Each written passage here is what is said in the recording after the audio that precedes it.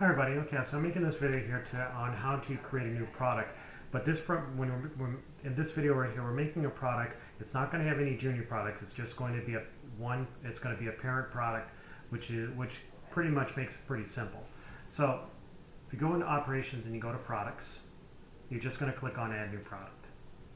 And once you're inside here, the product code is pretty much what you call it inside your accounting system. So I'm just going to call it a 40-pound bag. And I'll call it same thing down here, 40-pound bag.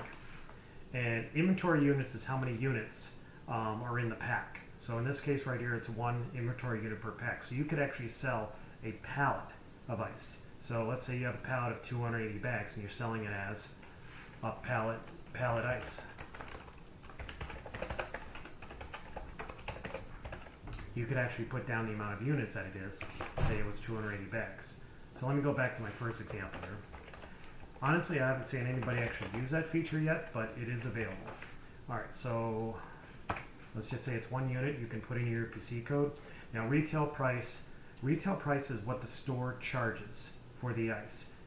In almost every single case, that's going to be 0.00. The only time you would do this is if the vendor that you're working for insists that the retail price be on the receipt. And that's why you would put it there. Okay, otherwise, you're just going to leave it 0. Now the tier pricing, and I'll be making more videos to discuss tier pricing. This is a way of setting a large group of customers to a specific tier of pricing. Now individually in the customers, you can be very specific on pricing. You can override the tier price, and that will be discussed in other videos. But you can set tier number 1 to be $4 for a 40-pound bag, and then maybe $5 for tier number 2, $6 for tier number 3, and you can set up groups of customers to those specific tiers.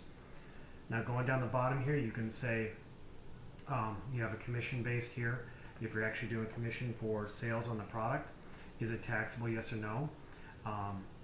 Is it tracked by a batch code? Are you batch code tracking, yes or no?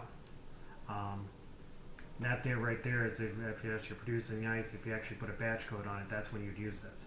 And of course, is it active, yes or no? Once you're done with this right here, you go ahead and you can go ahead and create the product.